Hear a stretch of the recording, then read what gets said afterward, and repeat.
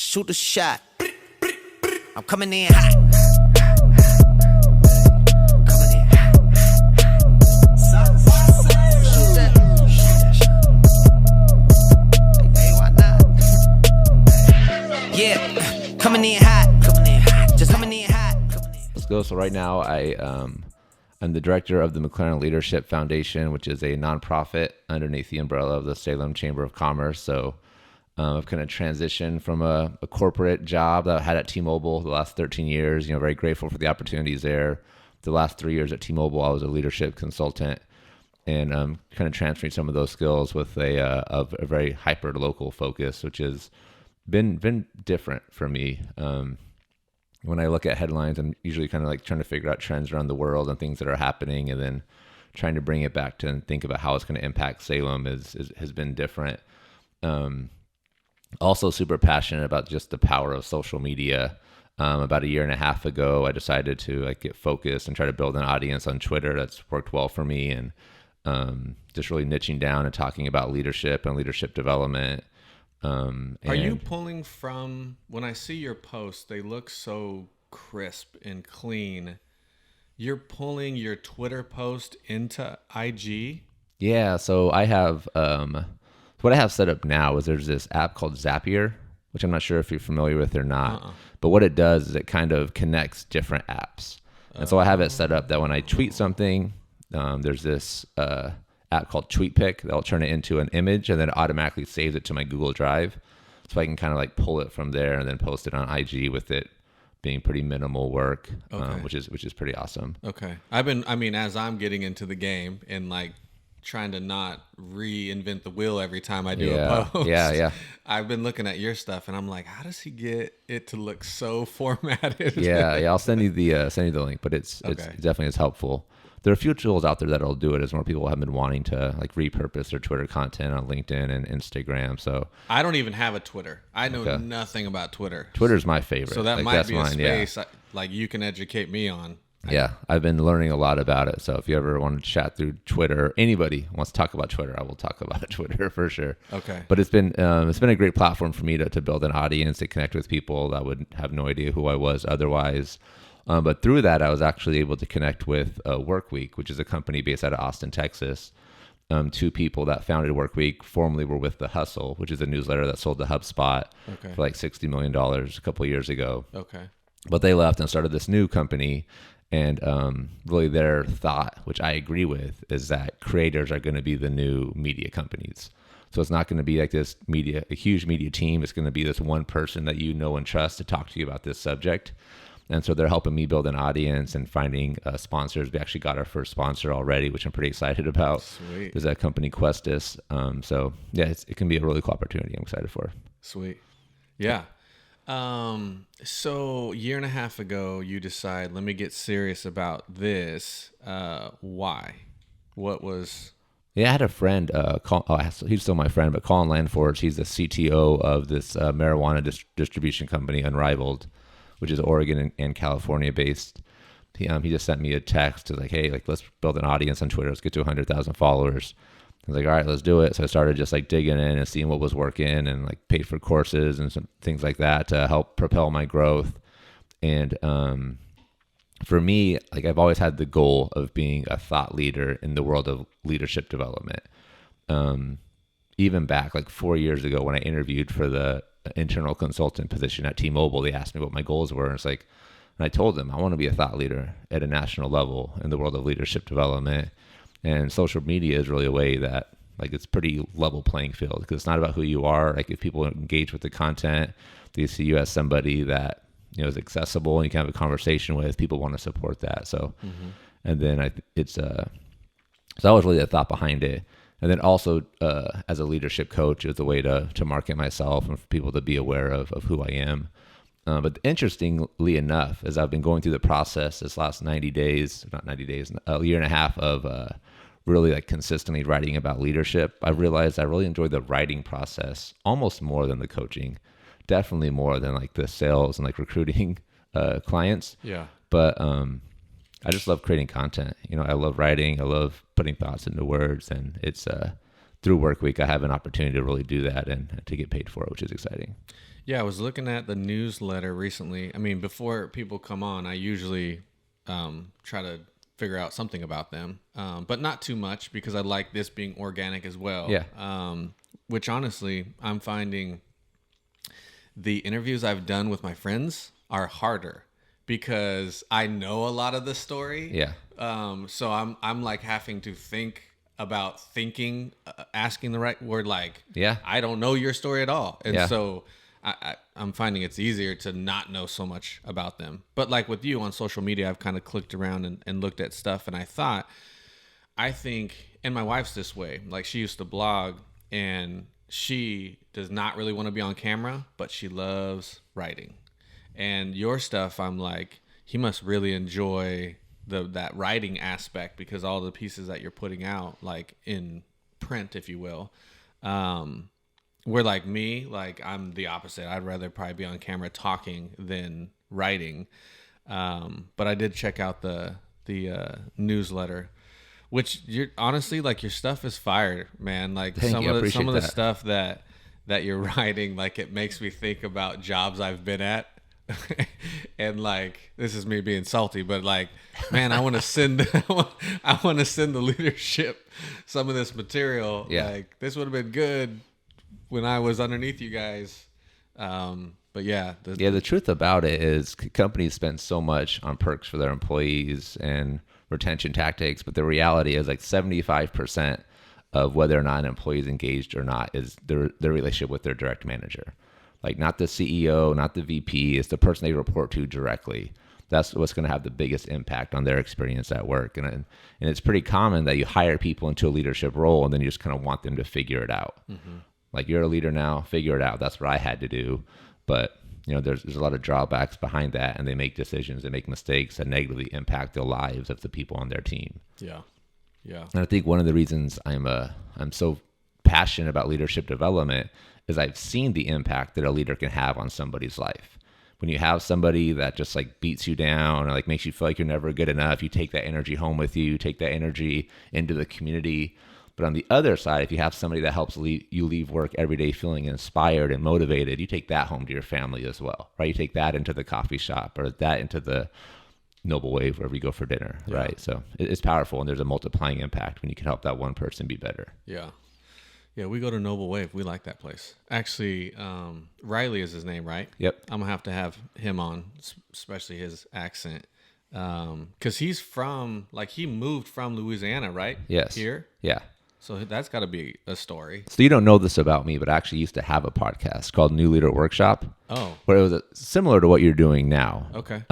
But you're definitely evolved the idea. Okay. But I would...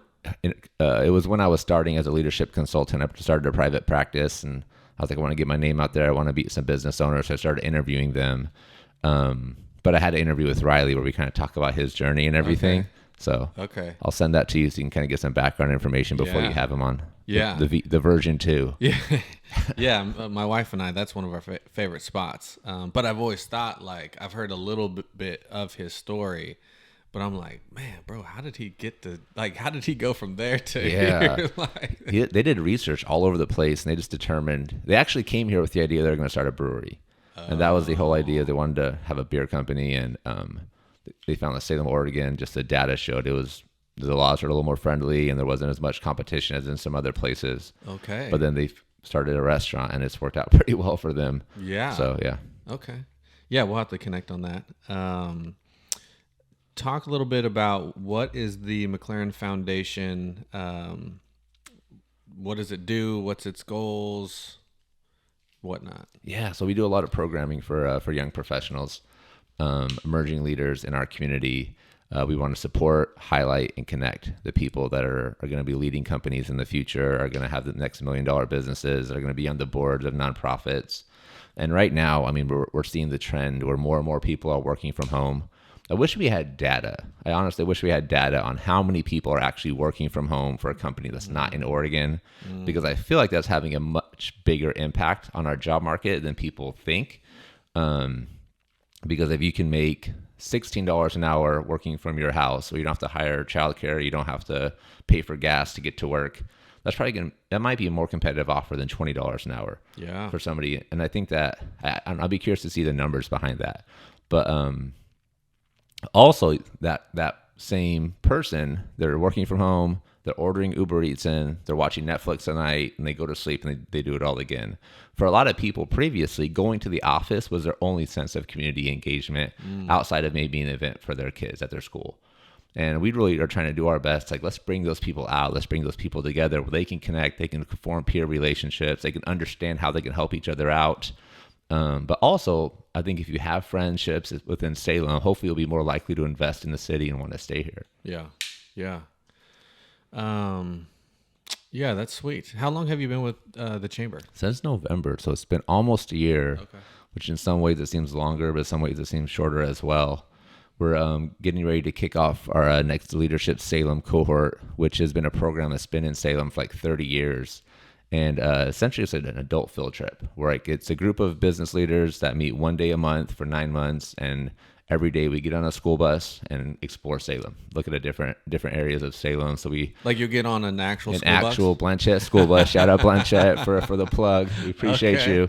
And there's no better way to break down walls than to be on a school bus with a group of your peers, because it doesn't matter what level you're at that point. Like, you're on a school bus sitting down, you're going to have a conversation with the person sitting next to you. So it's been incredible. It's been an incredible experience for sure. Sweet. So that's what you currently do. Let's get into your journey. How you got to this. Yeah, so we'll start with you brought up the music a little bit earlier. And we've talked about social media a little bit, and I had a song called Oregon Homeboy. That was like my first viral moment, and it was on MySpace. Because MySpace had an option with music where you could like have a song be your profile song. And that actually was a platform for a lot of people, a lot of artists to get exposure that they wouldn't have otherwise, because people could share songs. They heard that. They'd want to share it on their page. And at that time, there really wasn't another song about Oregon. And it was kind of like a funny, quirky song. I know I've heard it back in the day. I know I have. Probably. I know I have. I took all my music off of Spotify and stuff, but there's still the Oregon Homeboy lives on YouTube forever. So, but so I had that moment in music, and that was like my first time like really like consistently creating. Like, I put out a lot of music. I had like 5 albums that I put out. Wow. And like I was writing a lot at that time, and it was just exciting to be able to like take an experience that I had, take an idea I had, put it into a song, and then like put it out in the world and then perform it on stage. And like, it was just cool to experience the entire of process. But it also was really cool to be around a bunch of other creative people that had similar interests. Yeah. And are you the one that put out We're Out Here? We're Out. Yeah, okay. Yeah. So I started a blog as well. Okay. It's called We Out Here Magazine, which actually still lives. My friend Fahim owns it now. He goes by Mac Smith, but so it still exists. And but the idea was that their blogs were kind of taken off at that point. They were sharing a lot of music, but there was nobody really focused on Northwest hip hop, and a lot of the people in like in Oregon for sure were getting ignored. There were a couple of Seattle groups that were kind of getting some attention, but there wasn't at that time really anything that was focused on our region. There was a couple like Seattle blogs that did pretty well, but so we really focused on people in the Northwest that were completely ignored. And it was cool because we put them on like the headline, and they share with their friends and be like, man, people think that I'm a big deal because of this. Thank you. Yeah. And so it was a lot of fun just like connecting with the audience in that way. I went to school at the University of Oregon and studied journalism. Okay. So I kind of had that background there. Okay. I never could figure out how to monetize it, so it kind of ran a little bit. I just couldn't keep giving it attention. Right. But fortunately, my friend Mac has done a good job with it. And I think he was the right person to have the brand. And they have a party they do every month in Portland called The Thesis that sells out every month. Oh, okay. They're focused a lot on like the social rights movements right now, which is cool to kind of see it live in that lane. And he's done a good job evolving it. But there's another thing. Like, I really get most excited starting things. And so like moving to the chamber. So do I. Same thing, right? So yeah, we got some things in common. That's what I'm learning. Like finishing, not as exciting sometimes. I've had to learn to like trick myself into doing that. Mm-hmm. But like getting things started is what I'm passionate about. And so like the move to the chamber, because we're starting this foundation from scratch, that was really exciting to me to have that opportunity. with me out here, like being able to get it started and like figure out how to code and like put a blog together. Like that was all really cool. And then be able to pass it to somebody else. So that's really been my lane. I think leadership development is nice because I kind of can stay in that pocket where like I'm working with a leader and where like there's always this sense of like it's a new call every time that I'm on a call with an executive or a founder of a company. So I think it kind of it fits well with that strength. Yeah. I think you're from Salem, right? Born and raised. Yeah. I went to school U of O. Other than that, I've been here. Okay. Married a girl from Salem. She went to Sprague. I went to McNary. We live out south now, so I followed her out there, but yeah. Actually, I'm meeting with, I might be flying your colors soon. I'm meeting with the new basketball coach for the girls, Mike McShane. Yeah. The legend. I'm meeting with him tomorrow. Just to maybe look at helping him, over with the girls there. They're lucky to have him over there, man. He's a passionate guy. Like he's in it for the right reasons. He's going to push them hard. You know what I mean? He's not going to hide that at all. He's going to push them really hard. They'll all be in the best shape they've ever been in their life. Yeah. I was, so he helped my brother out at the Salem Hoops project last week. Okay. And he was working harder than anybody, including the kids out there. And something that I realized, because I've coached youth sports, but I wouldn't say I'm good at it. And it was something that connected watching him is like, man, if you want your kids to be like 80%, you got to be at 120 because they're not going to match your intensity. But if your intensity is higher than theirs, they're going to lift it up a little bit. Yeah. And I never coached that way before. But next time I coach, I'm stealing that from Mike. I met Mike and we played against his team in the championship of the Old Man Crew for Hoopla. It was me and Skin and Doug and Joe Workman. He was the Chuck E. Cheese team. He had a dude on his team, Grant Ebright, who, when I was a freshman at Linfield, Grant was a senior and Grant was the man. I mean, Grant is such a good player. But then that's where I had not met Mike, but I've heard of Mike and I know he's a legend here from South. And so we chopped it up a little bit. But then I heard he was moving back here for the first time back in this community, which is a trip because like, I don't know if he knows this, but if there was any hooper that I hear more about who's never been around here, like since I've been around here, it's him. That's awesome. His name always comes up. That's and I'm crazy. Like, I've never met this dude. So met him and, Salem's lucky to have him come back. And I haven't been around his coaching style, but I would just have to imagine he loves the game. So he's going to put everything he's got into it. Yeah. I'm looking forward to, I miss being around hoops. I helped out at Sprague a few years ago. That's how I connected with Tegan, who's now playing for the Texans. I lost his audio. So that's why his episode isn't out yet. Okay. I had him come in right before he flew to Houston, but I lost the audio. And so I was like, I was like, bro, I'm so sorry. Yeah. But whenever he comes back around, hopefully he'll come back through and then we can ask him what's it like he caught a touchdown pass in the preseason recently and just made the roster. They cut all the people and he's there. But I just miss being around hoops. So, and I have a daughter. I've never helped with girls hoops, so we'll see what that's like. But, I might be rocking that blue and there you go. Whatever that blue and silver, whatever McNary's colors are.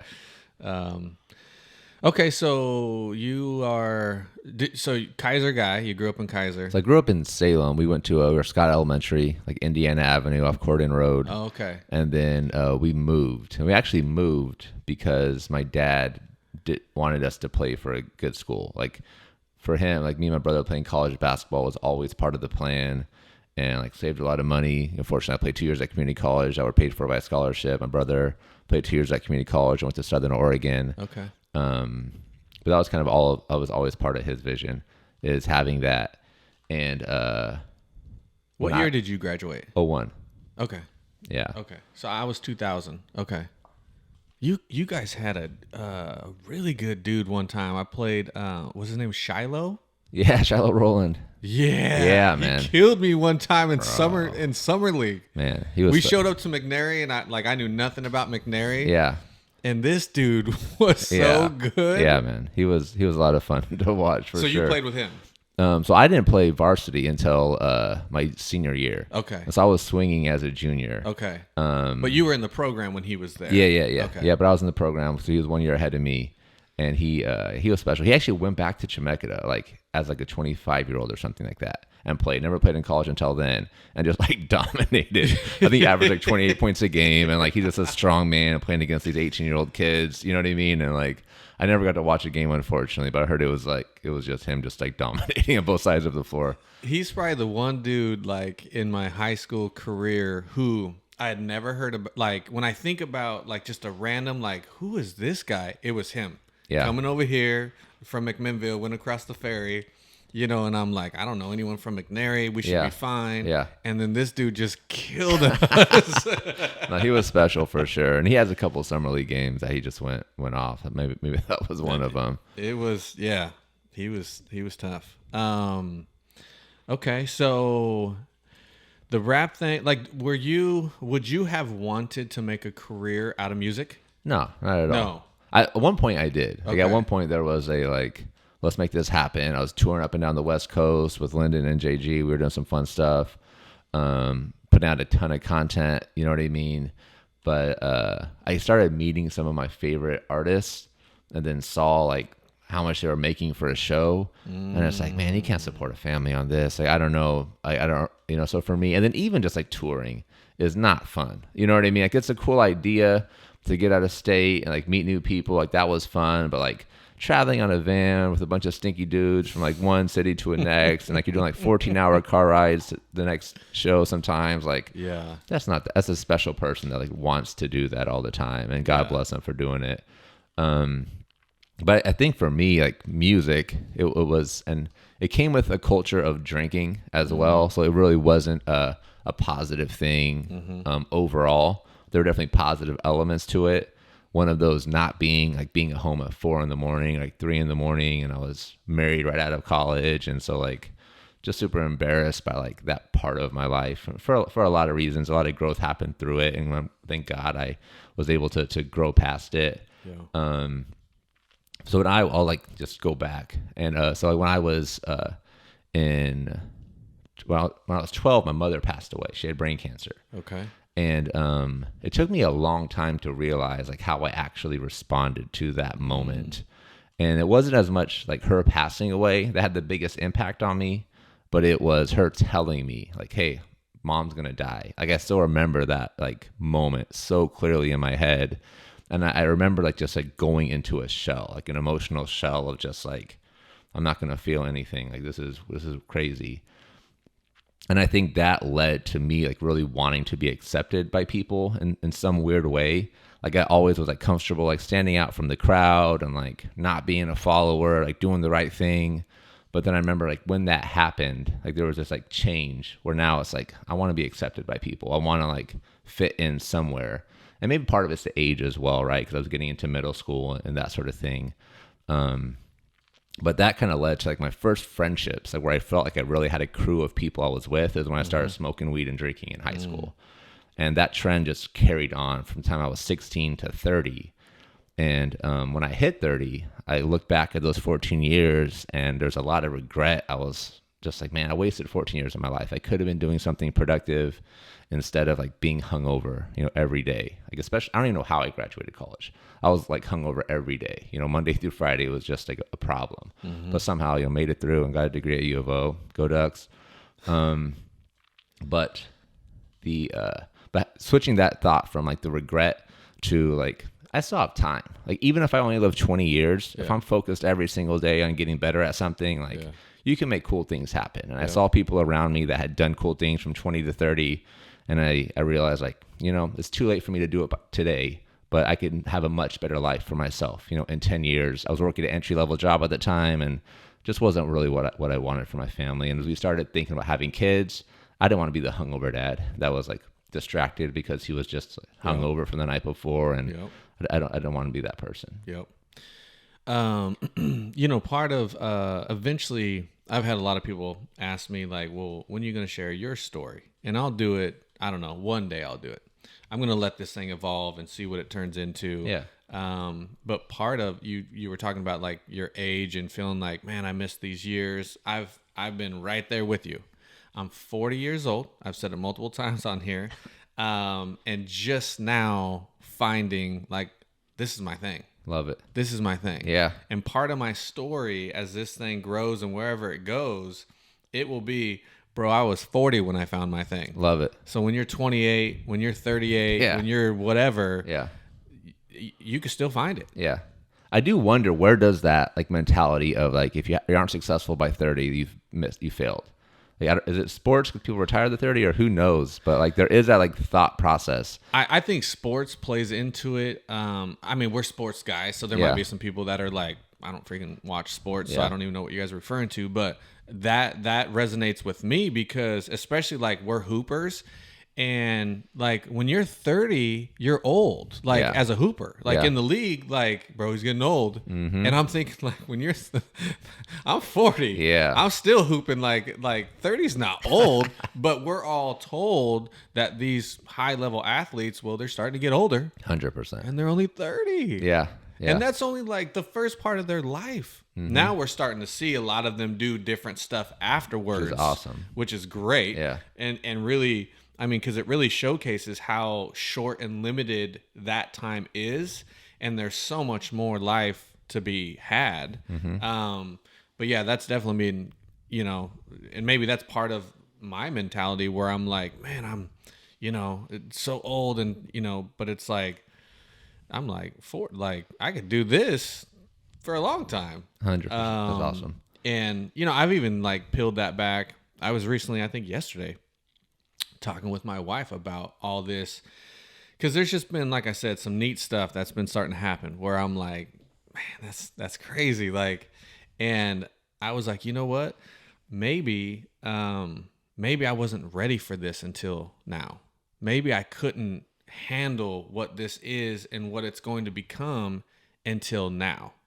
I don't know if the 30-year-old version of Trav could have done all this. I don't know if that guy could have really related to all the different people that I'll talk to. I don't know if he could.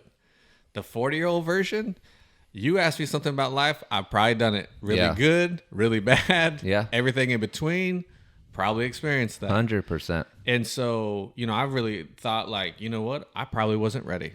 I think for me, like one of the strengths I really bring as a leadership coach is the fact that like I was like in the bars connecting with people that weren't really focused on growth. You know what I mean? They were just kind of like, it was about having fun. We wanted to have a good night. But then also I worked as when I got a job at T-Mobile, I worked just answering phone calls for 4 years. And that's a hard job. Yeah. If you have a crappy boss, though, like it's an even harder job. You have the customer yelling at you on one year, you got your boss yelling at you on your other. Like nobody wants to show up and do that every day, right? Right. So it really gave me a lot of empathy for the employee, right? The entry level person that somebody might be working with, what they're going through. And so a lot of times the conversations I now have with the leader is like, let's think about it from this other person's perspective. Like maybe this will help some clarity and like help us create a path forward. Yeah. Yeah, because I've thought about, I think you and I have a lot of similar views and whatnot. I mean, a little bit that I know of you, and some of the stuff you're sharing resonates with me. And because I've kind of thought, like, where does that desire, that passion for the leadership, for the empathy of understanding, like, the whole gamut? Like, I got friends that are at the top, and then I have friends that are not at the top, and everything in between, and then being able to relate to all those different levels. And it sounds like that's the space you're in of like, hey, I've kind of ran the whole gamut of this stuff, so I can, you know, relate to someone who's entry level or someone who's running the whole thing. I'd have to imagine our life experiences. That's what, because honestly, I have some friends, they've really only been at the top. Yeah. And so I don't know if they really could know what that is like. Absolutely. Which is a challenge, because if you're the founder of a company and you're oblivious to what it's like to work for you, that's going to cause a lot of problems that are very expensive problems. Yeah. But some people do have like a really quick trajectory to the top. And I think that in the moment it feels great, but I think there are some drawbacks that you have to be aware of, and hopefully you have some help and some people you can trust, and you're open to feedback, which is challenging. Correct. But for me, like, my mother was like the most empathetic person in the world, right? I think we all have a special relationship with our moms, and like just not having a mom, even as an adult, sometimes like, man, I wish I had her to call right now for this. Like, I don't know who else I would talk to. I wish I could call her. Yeah. And I haven't had that number for a long time, but my dad has just always been my biggest supporter. Like, no matter what I did when I was making music, he hated rap music, but he was showing up to shows. You know what I mean? Yeah. Calling me afterwards, like the next day, like, Jake, you drank too much last night. You got to chill out on that. I wish I would have listened to him sooner, but I wasn't in a place where I was ready to. But then as you get into teams, you start seeing people that don't have that person that's cheering for them. Like, a lot of people grow up in places where people are telling them that they can't do anything. Why try? Don't try. You're just going to fail.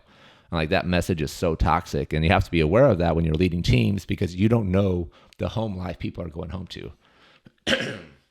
Excuse me. You don't know that home life, right? You don't know what people are going home to, and you have to kind of keep that in mind, because some people need to have their cup filled up because they're showing up every day on empty. Yeah. And as leaders, that means that we have to find ways to fill our cup up first. Because if we're running on empty, we can't help the people around us. Yep. We got to take care of ourselves first, which is challenging to make time for that. Man, that right there for me personally, I'm actually in that space right now in terms of I'm getting back into the gym. I'm trying to sleep better. I've said multiple times on a few other conversations, like we have found ourselves probably out too late. And with where I'm trying to go, with where Adrian's trying to go, we need to be at the top of our space. And because if we're not filled, if we're not rested, we can't be putting that out there. And so, man, that is so important for leaders, or if you're trying to be a leader. And then with her, the job she does, it also gives me a great perspective of, because she's not just PE, she's half behavioral. And so she's got to deal with like some family situations, and she's even had to go to different things, and kind of the school she's at and the demographics there are a certain type. And man, hearing like some of these stories that these, like the environments that these kids are living in and coming from, and it's like, man, you'd never know, like, just to get to school, just to get the kid to school was a struggle. Mm-hmm. And so, like, with what you're saying with employees, like, you don't know what they're coming from. Yeah. And like you said, like, they might not have anybody cheering them on. Yeah.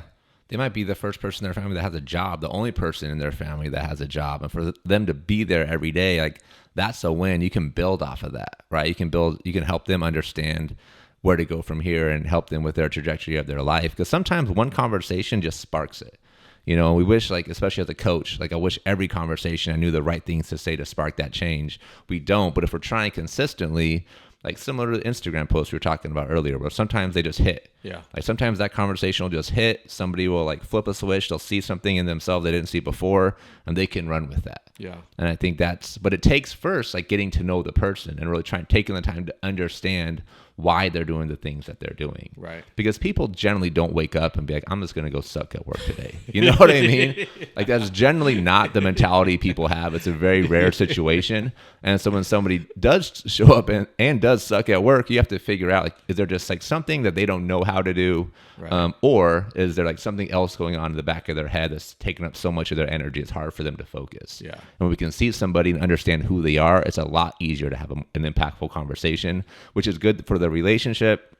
It's good for that person, but it's also good for the business, because now you have somebody that's more engaged in the work, that's showing up to work consistently, and is doing a good job for the team. Yeah. Do you think, based off what you said so far, do you think with that you're out too late, drinking too much, do you think that your passion for leadership now and inspiring, and do you think that some of that was derived from, like, where you were at personally, where like you were feeling like, I need to stop doing this, I need to be a better dad, I need to be a whatever, like, not hungover every day? Because it seems like then you made this transition of like, I want to pursue this leadership thing and try to, like, do you think that's a big part of that desire? I think that the way I look at it is different because of that. But I don't know if it directly led to it. So I kind of went on a path where at first I wanted to get healthy. So I stopped drinking, and that kind of led to an opportunity for me to now have energy to invest in myself. So I could start reading more leadership books and take the things I was learning and putting them into practice on teams I was with. And then that actually, the next step in that was being called back to Christ. And I grew up Catholic, and kind of as I was in high school, I was reading about it, and I was like, this doesn't really make sense to me. And I kind of told my pastor before. So there's this in the Catholic religion, when you're about 18, you're in high school, there's a thing called confirmation, where you're essentially saying that I'm turning into adult and I'm gonna give my life to Catholicism. And I told the priest, like, I just don't really believe this. I'm not gonna do this. And he kind of had a supportive approach to it, of like appreciating that like I was on my own journey. And my brother invited me to church as part of his bachelor party. And so it was definitely not a traditional bachelor party. We like went to Portland and got like ice cream at Salt and Straw and ate dinner. And then we went to a Saturday night mass. And at that mass, I really realized like this is what has been missing from my life, was this like calling to God that I had kind of been pushing off. And so there was this kind of transition of like getting healthy and making better decisions, developing in myself personally, and then a spiritual aspect came next. And I didn't really see that sequence until like much later. But yeah. That honestly, that's actually been a common theme in some of these conversations. Interesting. Next week, I think I'll put Willie out. He used to coach North Salem Freeman, and he speaks on.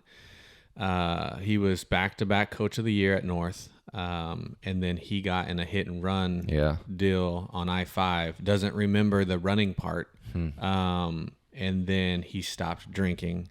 And then, and I don't know if he was following Jesus before, but then he was like, I started doing that and kind of just shifted completely away from that old lifestyle. That's been a common theme in some of these stories, is either going back to that faith or finding that faith, and just changing kind of the lifestyle. Something that I struggle with media is that you only hear like the bad situations. Yeah. You don't hear about the redemption story. You don't hear about the good work that happened before that event as often. But like that event kind of takes over the headlines and it spreads and people want to talk about it. And I think something that I'm more aware of now as I'm working with people at all different levels and all different salary ranges is everybody's broken, like myself included. Like 2020, 2021 was just a really bad time for me, and like a lot of dark spaces, and had to have a lot of like really impactful conversations with people about myself. But also like I would call somebody just like, hey, how's it going? And then they would just like unload on me, like these terrible things that were happening in their life. And it's like, man, I wasn't ready for this, but I learned how to kind of get ready for that. When I called somebody, cause I just didn't know like which direction it was going to go. We're all just broken people. Like we're just out here just doing our best, dealing with our own demons, dealing with regret and just all different emotions.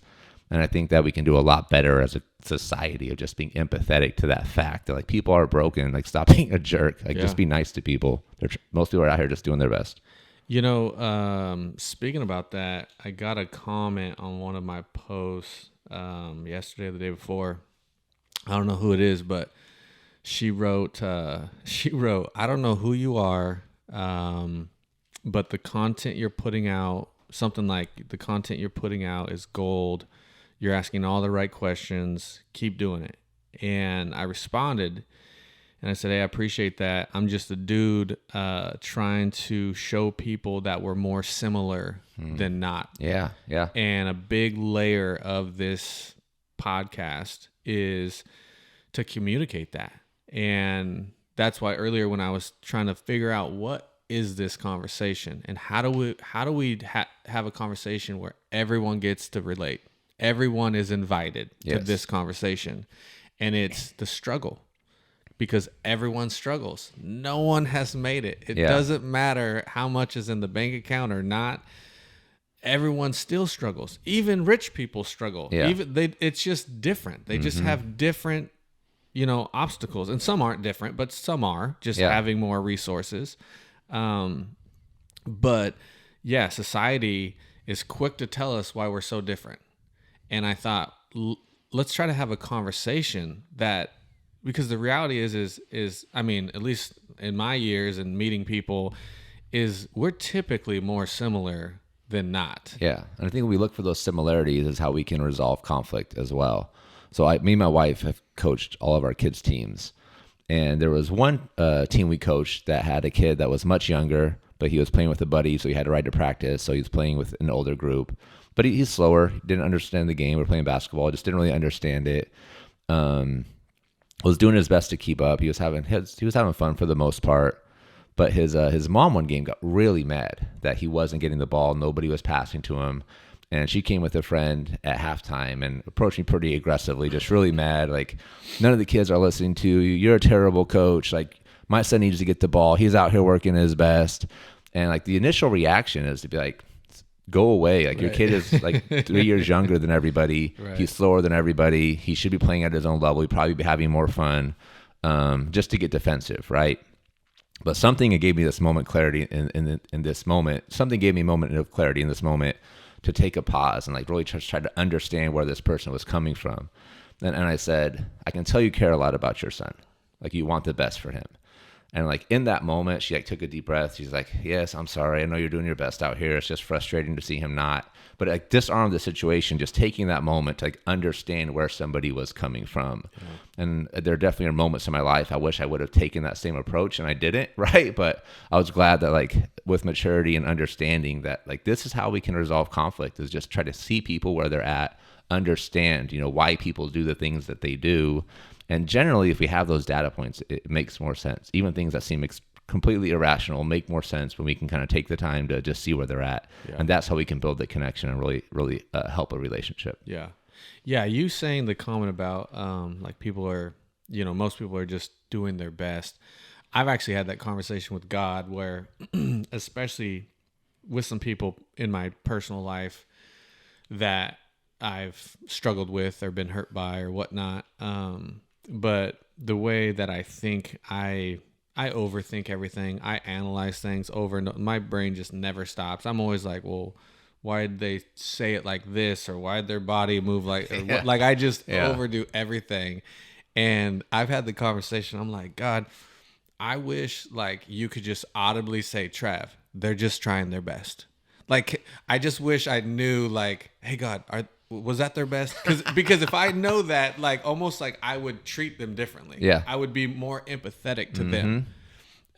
Because I'll be like, well, I don't think that was their best. Or like, I think they chose, and I've had that conversation. I'm like, man, God, if you could just tell me like, Trev, that's as good as it gets for them. That is their top level. Yeah. It's interesting in my brain. I'm like, well, then I'm more compassionate about it because I wanted them to be here. Yeah. They can only be here, and that's their best. Yeah. And for whatever reason, mentally, I'm like, well, then, okay, that was, now I'm not frustrated. Yeah. Because I wanted you here, but you can't be here. Yeah. And so you saying that, I've thought about that so much of trying to take that approach of like, I bet you in life, I bet you most people, I mean, I usually just try to be my best self. Yeah.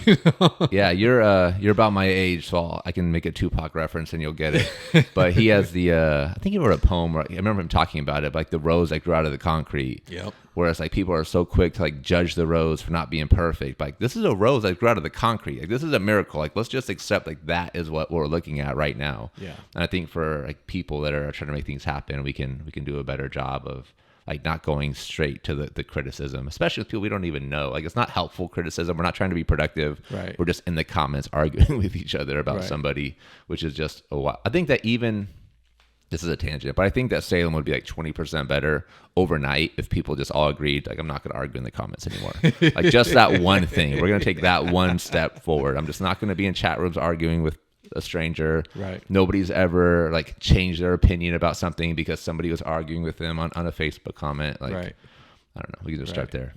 Yeah. When I was talking to Dan and Brandon of Advantage Heating, they do a lot of stuff on social media, and we were talking about negative comments, or they were kind of talking about it, and someone had written something on their page and whatnot, and kind of the culture they're trying to build at Advantage, and someone kind of, I don't know, poo-pooed that or something, and I was like, that person, is probably speaking from the only perspective they have, and they've probably never been a part of what you guys are trying to do. And so, that negativity, like if they experience what you guys are doing, they probably wouldn't have that perspective. And so really that just might be an opportunity to have, a conversation of like, hey, sorry you feel that way. But maybe you've never experienced this, because typically with that negativity, it's just because they're hurting. Yes. Because they haven't experienced, this good stuff over here. Mm-hmm. And so it's tough not to get defensive. Yeah. It's so difficult to not. That's one of I wish I could have that superpower. Like I've thought, I wonder what life would be like if I never got offended. Like, where could I go if nobody could offend me? Yeah, none of my energy was spent there. None of it, never. That would be an amazing feeling. Like, anyone could say whatever because I've thought about that with this as this platform grows. For the most part, I've thought I'm in insurance, so I'm a risk advisor guy. So I'm always thinking, how can you slip? How can you get hurt? How can, and that's how my brain works. So I've thought about with the podcast, who are the haters going to be? Where's the negativity going to come from?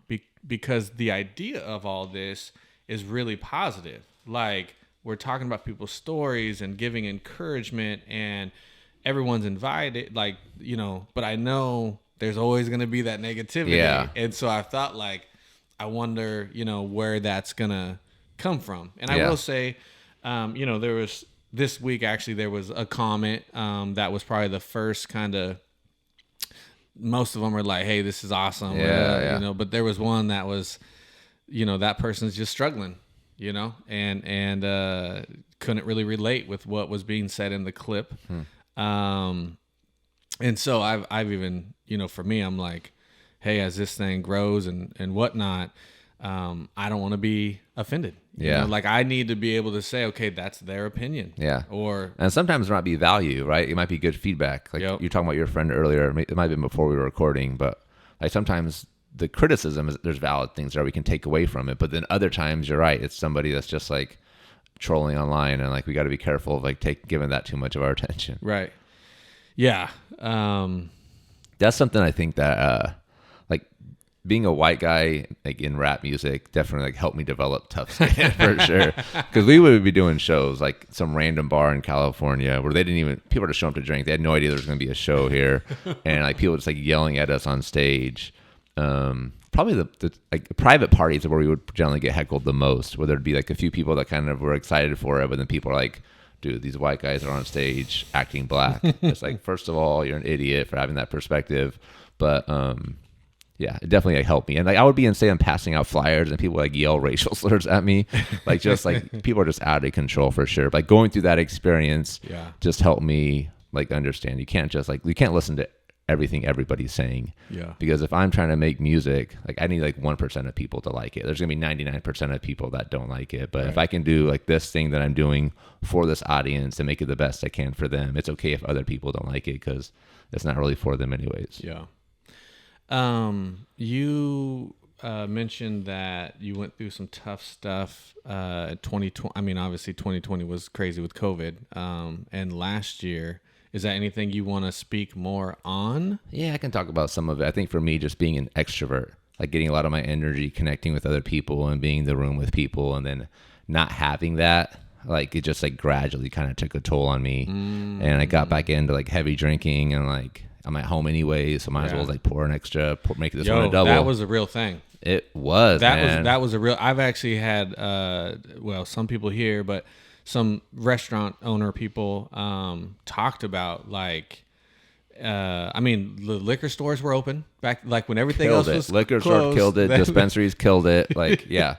I mean, me and Adrian, like, yeah, absolutely. Like, we're sitting home doing nothing. We were people that we would drink if we were out. Yep. But then, like, that changed it. Like, because no one could go out. Yeah. And we're sitting at home, and Absolutely. that's the real thing. I got in terrible shape, man. Terrible shape. Just wasn't really working out. Going on walks became challenging. You know what I mean? It's like, man, why is this hill hard to walk up? It used to be hard to walk up. And, well, fortunately I was able to kind of move away from that and find a more healthy space. But, I think for me, that was a lot of it, of just like having time to myself, and like, especially during the day, because I was working from home and our kids were fortunate at their grandma's house to do school and everything. Because I was doing like facilitating trainings and things like that, so it was tough to do that with kids there. Yeah. But just being at home and not having that connection of going from being at a call center where like there's like 600 people there, right? And like chatting with everybody, and I didn't realize like how much energy I actually got from that, I don't think, until I stepped away from it. That's an interesting perspective. 'Cause I'm weird. Like, I'm naturally an introvert. Now as an adult, like, you're kind of forced to, at least most, like, get out of your comfort zone at some point, especially if you want to grow. Yeah. You're going to have to get out of your comfort zone and mingle and whatnot. By nature, I'm probably more of an introvert. But you know, I've never been at a place where there was a ton of employees. Yeah. I usually been doing stuff where everyone's kind of a lone ranger a little bit. But that would be, I mean, going from where you're just around people all the time, to just being at home. I think the other piece of that is just like people that I'm really close with that were and are struggling. And it's like, man, how do I help? Like, this person's on their own journey. I want to have the answers. I'm a fixer. You know what I mean? But like, not understanding I can't fix it, but still, like, it doesn't make it easier necessarily. And I think we all have people in our lives that are struggling right now that we wish we had a magic, the right thing to say that'll help them, or like the right medicine, or whatever it is. But I think like having that in addition to the just loneliness, it was challenging. Your transition from, how long were you at T-Mobile for? I was there for 13 years. Oh, dang. Yeah, I was there for a long time. So that must have been a big decision to step away from that. It was. Yeah, it was. I had a pretty good role. T-Mobile had it was fun watching like the last 8 years there too, but we went from a company that was just trying to be sold to, bigger than AT&T. Is pretty incredible to watch that journey. And I learned so much just like watching leaders navigate, watching the decisions that were made, having the opportunity to be in the same room with people and ask questions to just understand their thought process. So, I mean, just having that experience, and it was like getting a degree on leadership that I was getting paid for. Yeah. So with switching and being with the chamber, what are some of your kind of long-term goals, or where do you see this going, or talk about the newsletter, like whatever you're kind of wanting to get out there or grow, like what does that look like? Yeah, it's kind of exciting having both. I have the newsletter that's kind of at a national level, and then I have the nonprofit that's really focused on local Salem, where I have that like very intimate connection with people. I think that I think we can get better about having mentor relationships with our business professionals. There's a lot of groups that are doing it for like high school age, which I think is awesome and super valuable. I think Valor Mentoring comes to mind. They do a really good job with it. I think we can borrow some of their formulas and plug them into people that are 25, 35 that are either transitioning careers or trying to grow their business or whatever it might be. I think we can also do better of supporting the workforce in helping business owners understand how to attract and retain employees, which I don't think anybody's really cracked that cookie right now. Like, everybody's hiring, you know what I mean? Yeah. So, but I think we can get a better job in investing in our workforce as a nonprofit. So, kind of exploring some things to see what happens there. I don't know what the answer is yet, but that's where I feel like we can really make an impact on that community. Mm-hmm. And the foundation, this is new, right? Yeah, it's brand new. So it's the McLaren Leadership Foundation, which is underneath the Salem Chamber. So all the programming is starting there, and it's been great having the support of the chamber and their board and getting things going. Yeah. Jeff Dunn, who I know you've talked to, is a buddy of mine. I watched you guys hoop a little bit. Awesome. And hoop, Thank you. You guys had a tougher game than I thought. The one game I watched, they were scrappy. But he was telling me a little bit about it. That sounds like it'll be. And he was telling me about the guy who it's named after. Like I said, I'm not a Salem guy, so I didn't know that. Yeah, so Mike McLaren is a former CEO of the Salem Chamber, and he was somebody that was really nationally known as just like an exceptional leader within chamber organizations. Okay. And just grew the membership, pretty significantly. I think he still has a record of like 1,300 members or something, and I can't remember the exact number. But so he's somebody that's had just a great impact in a lot of our local business community. And I didn't know him either, but it was our first board meeting for the McLaren Leadership Foundation. We gave everybody a chance to kind of talk about their relationship with Mike, those that had one. And there were people I had never seen cry in my life that were just like in tears, just like thinking of the impact he had, and now remembering that he's gone and has passed. So it was pretty powerful to see that, and kind of gave some context to me as like how significant this really is that we're doing this. Yeah. Well, man, I'll talk about the newsletter a little bit as well. Yeah, I was about to say, like, tell people. It's pretty incredible to be plugged into this machine at work week. They're pulling resources from, they're getting the best in the business as far as growing media companies and like thinking forward and like what does it mean to be a media company in the future. And so it's an opportunity for me to have a machine that's really propelling my name as somebody in the world of leadership development. So they're taking care of like the paid ads to attract people to the newsletter, finding sponsors, and it's awesome. I just get to do what I love, which is create and talk about leadership development, and have support in how to really format a newsletter that's going to attract the audience. And so it's been awesome. Like, remember, the numbers are going up, the open rates are going up, so we're connecting, and we're having some cool things happen. I seen on your page, I scrolled through, I want to say it was something maybe with T-Mobile. But then there was like a TED Talk Salem. Yeah. So they had the last Salem TEDx was, right before the pandemic. It was January, I think 3rd, 2020. And I was able to host it, which was an awesome experience for sure. I don't think that they're bringing it back. I think it'll it's a pretty big lift. But it was an awesome experience to be on stage, and I think public speaking is something I'm excited to get back into now that that's where I was going with this. I was like, eventually it seemed like from some of the stuff I've seen on your page was you enjoy that. You want to, not just written stuff, but like get back there and your speaking engagements. Yeah. And I do. I like being on stage. And I think going through the music thing, like performing and like being in front of an audience that has no idea who I was, but like trying to figure out how to win a few people over so I could sell CDs after the show. Yeah. It was just incredible public speaking training on like how to like navigate an audience. I was able to watch a lot of great performers as well and kind of steal some things from them. And I think it gives me a unique ability now that I am on stage talking about leadership, but I can kind of bring some skills from this other world into it. So yeah, because you seemed real comfortable on stage, and honestly, I kind of forgot. You've already been on stage a lot. Like people that I have on here, most people, like I've never really been in front of a microphone or had headphones on or like the cameras are going. So when I first started doing this, it was different. Like because when we're just sitting out there having a conversation, it's just a different feel. And so when I first started this, I've said this a few times. One time I forgot to hit record for the audio. One of the times I forgot to turn on one of the cameras, and just getting comfortable in this environment. Yeah. And most people that I have on, like you're kind of the exception because you've had a microphone in front of your face for a long time. Yeah. You've had headphones on for a long time. But most people that sit down, like, it definitely is a different feeling, even though we're just sitting having a conversation, being recorded and having lights on. And, but yeah, when I was watching some of your speaking engagements, I kind of forgot like, oh, he's been on the stage a ton doing all the music stuff. Yeah.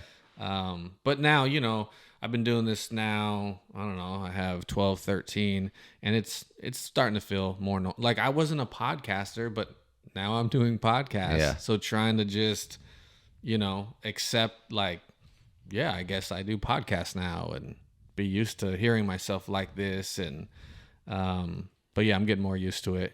I love it. I think it's great too. Like you kind of called out to like, I'm 40, I'm just getting started, and we need to normalize that message. It drove me crazy when it still does when I talk to somebody. They're like, well, I'm 43, my career's over. I'm just doing this until I retire. It's like, dude, that's 16 years. How long until you retire? Like, I don't know what your like investment portfolio looks like, but you probably got a while, and you could probably do some cool stuff if you want to. But for some people, like if you want to just like do this thing, that's what you're comfortable with, then like that's awesome as well. Yeah. Yeah, no, it's I think that'll be a part of my story is it took a while to figure out what that thing was. I will say, like I said earlier, for years there was something inside. There definitely was something inside, but I didn't know exactly what it was or looked like. So that has brought me a lot of peace where I don't necessarily feel like I'm trying to figure out what that is anymore. Yeah. Now it's like, okay, I figured that thing out. Let's just run with this thing. Yeah. Let's just, make this thing go as hard as it can. But yeah, trying to, hopefully there might be someone that's like, man, Trav was 40 and figured out something like Exactly. I could start my thing now too. Yeah. I'd love to hear that story one day. Absolutely. And I think just getting started is the hard part for a lot of people. There's that paralysis analysis of, do I have the right equipment? Am I ready? Like, you're not going to be ready till you start. Yep. Like, just start with where you are, what you have. Like, you don't have all the equipment. You have a phone. Like, download the Anchor app and just like record on there just to get started, right? I think it's tough for a lot of people to kind of like break through that and get started. I struggle with myself. Like, there's business ideas I have, but they run on the back burner because like there's this fear that creeps in. Like, do I have time for it? Like, what's going to happen? What could go wrong? And right. But what could go right if you actually like make it happen? The older I get, I'm like, you know what? Like, I need to just do it anyways. Yeah. What's the worst that's gonna happen? Man, we're all gonna die anyways. You know what I mean? Do Like, it we're this like anyways. little like dot in the universe. Yep. And like we think we're so important, Yep. but like we're so small. We're so small. With your comment about like you have a phone, most of us have a smartphone. I recently was hooping with AJ Lepre, which I'm gonna get him on at some point. He and I watched his channel. Like I scrolled back through before all the big ones. Yeah. I had no idea he hit 100,000 subscribers on YouTube with just his phone. Right. Just his phone. Yeah. So I went and bought a camera because like I'm gonna start making content. I never use it. I use my phone. I literally I can't remember the last time I turned my camera on to record something. It's all just on the phone. Like, and you can edit now, like the editing software they have for people that remember editing like 10 years ago. Like it's incredible what you can do on your phone right now. You don't need a computer. It makes it a lot easier if you have like Premiere Pro or whatever, but like you can do it. You can get started just on your phone. It's incredible. Right. Yeah. Speaking of hoopers, before I forget, did you, I saw some comments with Grayson. Did you go to high school or play with him? Yeah, so he started at McNary. Okay. So we were like the N1 kids. Like we were the guys that were like go to Portland because you had to go to Portland to foot action to like get the videos. And like we were the kids in Salem that would make that trip. Like whenever like the day it came out and then like study the moves and like he'd be in my backyard. We'd go to the Kaiser Courthouse and like just played. And he was like, you could never stay in front of this guy. Like he just figured out a way. He was always small, but he had long arms. And like, I don't think I ever blocked a shot. Like I'm like 8 inches taller than him. I don't think I ever blocked a shot. We played together so much, but it was actually kind of relieving seeing him on tour because you realize, okay, nobody can guard him. It's not just me. Like nobody can, but it was a trip. Like watching the videos with like Hot Sauce and like Main Event and then like watching him on tour, playing with him and then being like getting the contract with N1. And then now they have the documentary that just came out. So like a lot of it's coming out again because he's built this presence on YouTube that people don't even know he was on N1. They know him as Spider-Man or like the superhero, like the tricks. Right. But, so now I think a lot of like that, like those highlights are coming back. So it's been pretty fun to see that. Yeah. Yo, if he ever comes to town, I would love to interview him. Yeah. I'm actually interested. So he hasn't actually been in Salem in like 5 years. Okay. Because I've had a few people reach out like, hey, what's Grayson up to? Okay. So like it's kind of refreshed on the thing, but hopefully he does at some point come back. I'm sure a lot of people would be excited to see him. Yeah. His, cause I've watched some stuff on him, but his, journey with Christ was, I didn't know that part. Yeah. Until I'm trying to think, I think I was watching something on his channel, but I didn't realize it was the death of Escalade, and he went to the funeral where Mark Jackson is also a preacher, and then that's when Grayson was like, "Yo, I might need to. I'm living a certain kind of way. Yeah, I don't know if I want to live that way anymore."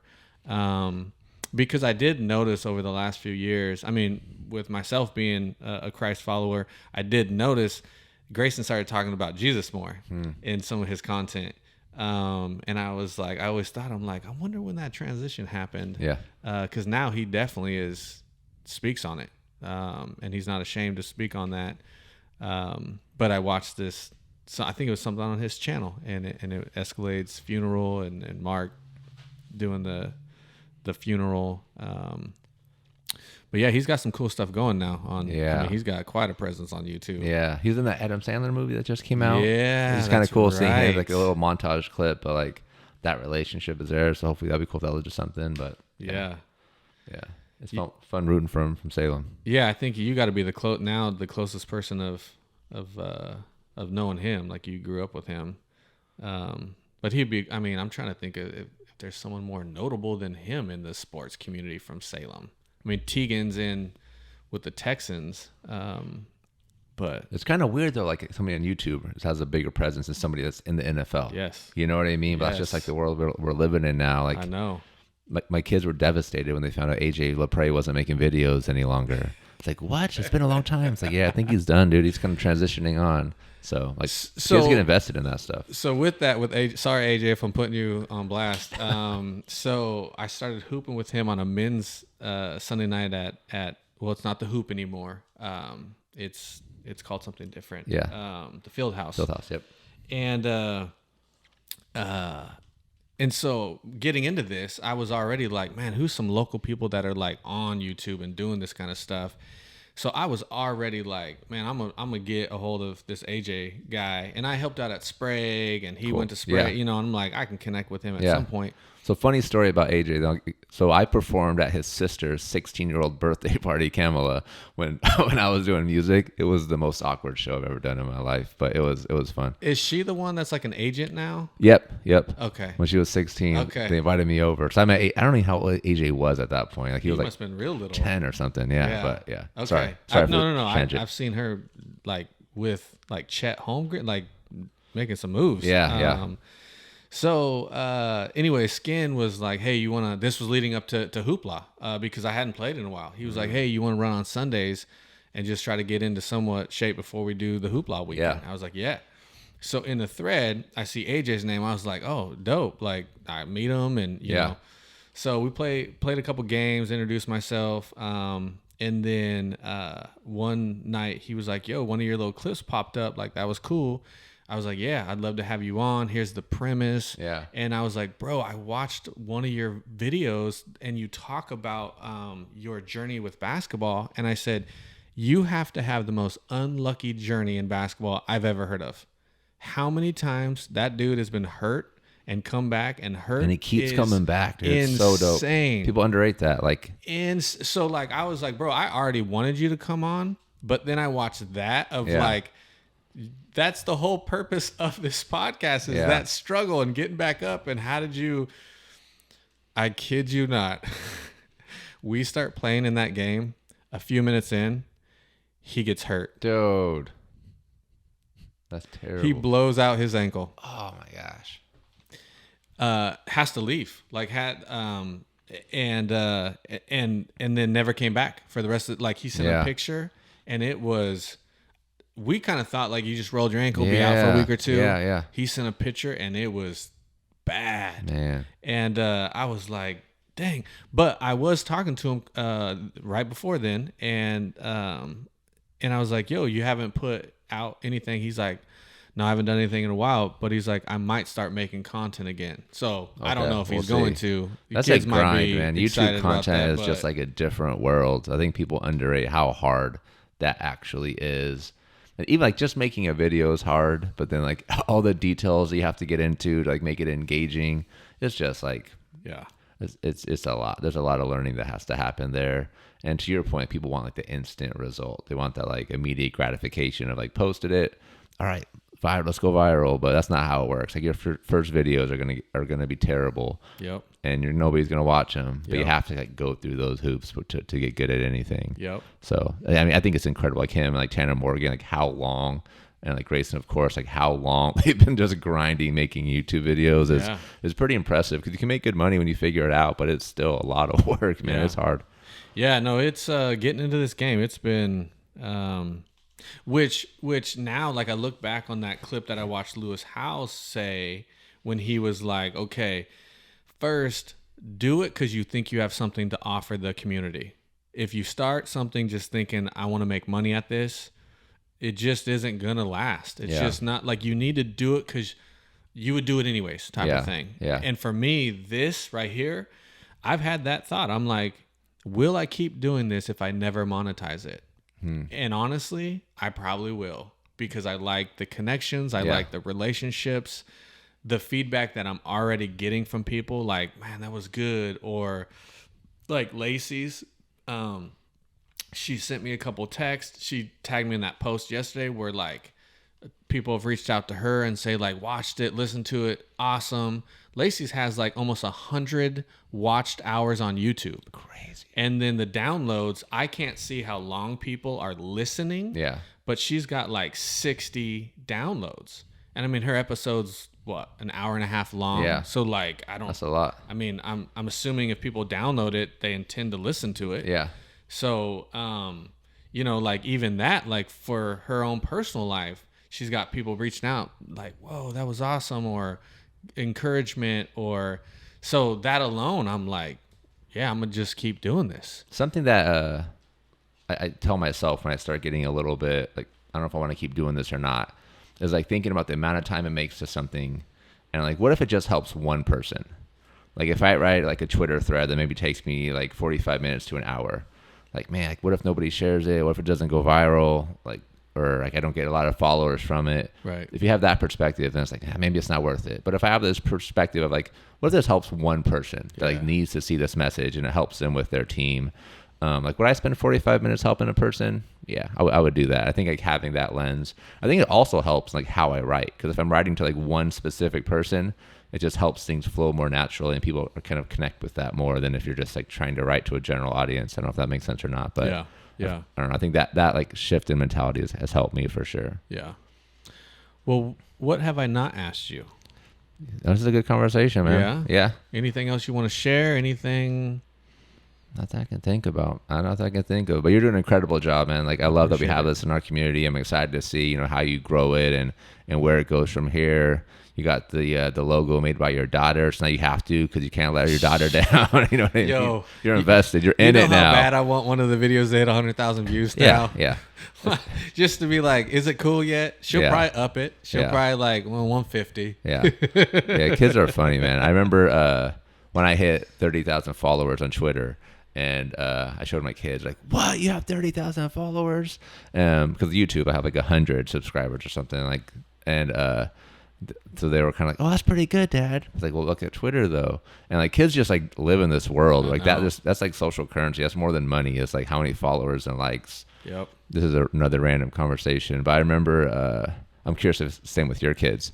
But I remember when I was like, my son was like 5 or 6. I posted a photo of him online, and then like 30 minutes later, he goes, how many likes did that photo have, Dad? Like, how do you know to ask that? Like, how do you know that's a thing? Why do you care? And then we let him create like a little TikTok account that's like on my phone. So he's not checking it because he's like in 4th grade. He doesn't need a phone yet. But we posted a video that like got like views. It's like, how many views does it have now? And like 30 minutes later, how many views does it have now? And it's just like, it's kind of cool to like see the excitement, but then it's also like dangerous because you don't want them chasing that like dopamine rush and that fix of like the new video. And yeah, I know. No, that's a good point. Like, that's a good reminder for me to like keep everything in context. And to be honest, like when that video a couple of days ago, hit 50,000 views in an hour, I mean, and then like honestly, not a whole lot changed. Yeah. To be honest, Yeah. like there was some more followers, but like nothing in my life changed. Yeah. So to keep that in perspective of like, it was cool. It was a cool thing that like Cole's message like got out to 50,000 people viewed it in an hour. That's awesome. Yeah. But the reality is not a whole lot changed. Mm-hmm. And so to try to keep that perspective and that humility of like, it didn't really change a whole lot in our real lives. Yeah. Instagram didn't send you a check for that? No, they didn't. They didn't. Honestly, it's going to be, I've been telling people this, it's going to be weird when I make money doing this. Because I'm doing it anyways. Yeah. So it's I don't know. It's just going to be a weird thing. It's going to be awesome is what it's going to be. It's going to be great to get paid for the thing that you love doing, where you're like filling your bucket, you're filling your passion bucket. Like, that's going to be awesome. So that's going to be the weird feeling. Yeah. Is I told my wife, I was like, yo, because we're doing some cool stuff with the insurance. Don't get me wrong. Like, me and Olga doing our thing, doing some cool stuff. And we're good at it, whatever. But I told my wife, I was like, yo, when I get paid for the first time, I don't care if it's $5. When I get paid something for the podcast, we're going out and we're celebrating. Let's go. Like, that's the one, because it's like the one thing that I'm like, man, like, I love this thing. I'm passionate. And then if someone pays me to do this anyways, so yeah, that'll be interesting to see what that is, or if it's a branding connection or monetization on YouTube, but I was like, I don't care if it's $5. Like, we're going out, we're celebrating. I love that. Cause this, I'm just looking forward where this goes. And especially here in Salem, trying to give, I think it's been a weird thing. Like, when I ask people to be on, like, you're in this space, so it's not weird, but some people, like, it's a weird thing for them, like, because they think podcast, they think famous, they think that's not for me. So I've just thought, like, it'll be kind of cool just in this local community, like, yo, come on, we'll hear your story, it'll look cool. Just because a lot of people have been like, well, that's for famous people. And it's like, no, we'll make something cool here 100% in this community. It's awesome. Well, man, I like what you're doing. You got some good content, man. That you're putting out. I will say, honestly, I probably have recognized the Salem Chamber of Commerce more since you've been there. Good. With different videos. So yeah, keep doing. I think that there is this, like, I think guys at our age, and not just guys, but people our age, kind of are a good, like, in between of, like, this new generation, how to communicate, and the old generation that has all the money. And, like, like, here's how you can, like, marketing is so different now than it used to be. So I think for a lot of businesses, it's good to have people like us who can kind of, like, connect the dots from these young kids that are coming up and don't know anything. And have, like, a 2-second attention span of, like, if you don't have them right now, like, you lost them. Yo, and that's, I mean, that's one of the things that I've thought about with this podcast. Like, can this work in this space? Because, like I said, this is not fast food. Like, I see stuff. I was just saying this yesterday to Adrian. I was like, man, I watch these little videos, and these people get all these views or have all these followers just for some dumb stuff. Just dumb stuff or unhealthy stuff. Or I mean, like, keeping it real, when I had Lacey on, I was like, because she's also into fitness, and so she's posting different stuff about fitness, and I'd never met Lacey before, so we spent quite a bit of time out there talking, just trying to build some rapport before we came back and did this.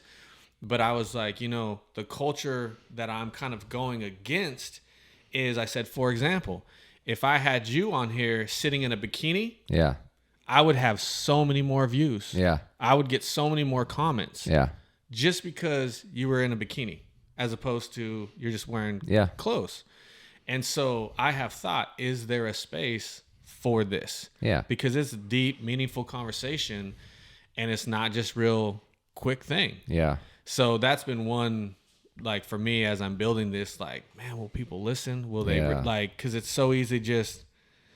And obviously, doing the clips and doing smaller bite-sized things are helpful to try to gain traction. But I have thought, will people really watch a whole? Yeah, I think the trick, and it's there's a slippery slope, but it's like clickbait isn't clickbait unless it doesn't deliver. It's what I had somebody explain it to me, and I love this kind of philosophy behind it.